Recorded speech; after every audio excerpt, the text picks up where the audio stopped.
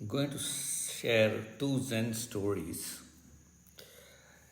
The Zen stories are very interesting because it allows some triggering to happen to find out uh, and become more aware and conscious through these stories and find yourself. Okay, so let's start the first one. A disciple who was searching for a Zen master wanted to know the purpose of life. So he went around to find a good Zen master, and then he reached a monastery. He went to the Zen master and bowed to him and asked him whether you can teach me about the purpose of life. The Zen master said, "Yes, I can. So let us do it from tomorrow morning, 6:30 a.m. Now you go and have rest in the monastery." So the disciple went, had his dinner and took rest, and next day morning he was all ready at 6:30, and as soon as he came there, the master was also ready. So the master told him that I will give you some assignments, and on completion of those assignments I will be able to teach you the purpose of life. So the disciple was hugely excited that he will come to know the purpose of this life. So he went with the master. The master took him to a ground and gave him a drawing and told him that you have to make a square hole with the dimensions. He gave him what is the size of the square and what should be the depth of the hole and the angles that are involved in the digging of the hole. So the disciple naturally did not ask any questions. He thought he has to complete the assignment before he asked questions. So he started digging the hole, and it was around 12 o'clock he finished the exact dimensions that the master had given, and the master came there and he did a typical QC/QA over the work that has been done, and then he made lot of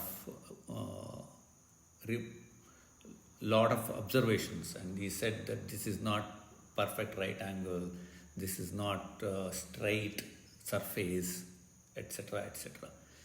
So the disciple again started working, and it was 3 o'clock. Again the master came, and the same kind of inspection was done, and from an error of 12 or 14, the errors came down to about 3 or 4. So he was asked to again to work on those very diligently and complete it.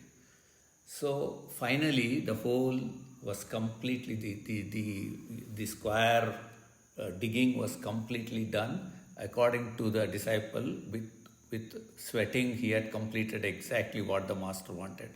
So master came at about 5:30, 6 o'clock in the evening, measured everything and said, "It's quite as per drawing. I am allowing it to be passed as the assignment."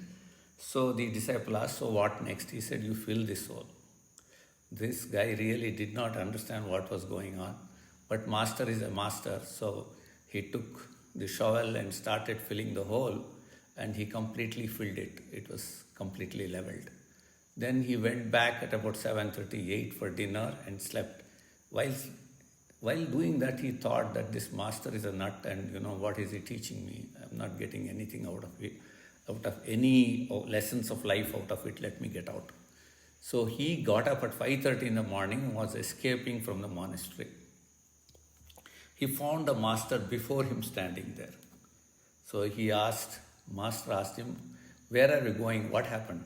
So he says, "Well, I'm very sorry, I did not understand anything. I made such a lovely as per drawing hole, and when everything was ready, you asked me to fill it. I didn't understand what you were doing." So the master said, "Kid, that is the purpose of life. You keep on making holes and filling them up. Understand this, that all your life you move from one business, one job to other job, one ashram to another ashram. All that you do is basically you are making holes and filling them. And while doing that hole, you are either thinking of the next hole, or you are actually, doing it very seriously, imagining that that hole will be the salvation. This, please interpret with your own ways of interpreting life. Are you filling the holes? I leave it to you for your contemplation. Let's go to the second story. The second story is about, again, a Zen master and a disciple. A disciple goes to the Zen master and asks him, well, I have been bored with this mechanical way of life. And every day I have to get up, I have to do my exercises, I have to do my walking, then I have to get ready, go to office, and then do the same work, and then, talk about targets in the meeting, reach, various goals, and come back and spend time with family, go out for shopping, and then go to sleep. And this is going on, day after day, day after day after day. And how do I get out of this mechanical way of life? So the Zen master told him, I will tell you how to do it, and you come inside the monastery. So he took him there, made him sit down, made him little peaceful and restful, and then told him, look, let's say you are sleeping in the night and you have a dream in the sleep. Let's say in the dream, your house catches fire and everything that is precious to you, important to you, gets burned, and you are running, taking your wife and kid, taking all your important documents, running out to the road, shouting for fire engine to come, and sweating and screaming. Your children, you're next to you, your wife is next to you, you don't know what to do, and you are in such a nightmare. And then suddenly you wake up. So when you wake up, you find that you are in your bedroom, the air conditioning is working, the child is sleeping happily, the wife is sleeping, only you are sweating because you had a nightmare. And that is not true. So how do you get out of that situation of nightmare? Because you drop the dream. So the Zen master says, you just drop the dream and you are released. This mechanicalness, drop the dream. I want you to contemplate on this dropping the dream as one lesson. Now this disciple is quite excited. Now I know how to get out of the mechanical way of life, so I can even go and talk to people and tell them how to get out of it by dropping the dream, like visualization. So he is very happy. So while going back to his village, he meets another Zen master on the way in another monastery.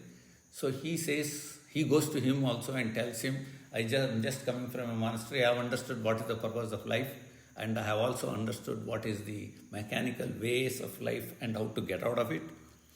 So this master smiles and says to him, what did you learn? So he says, I have understood it is all that I have to do is drop the dream. There is an intense look from the Zen master to the disciple, and he says, drop the dreamer. Thank you.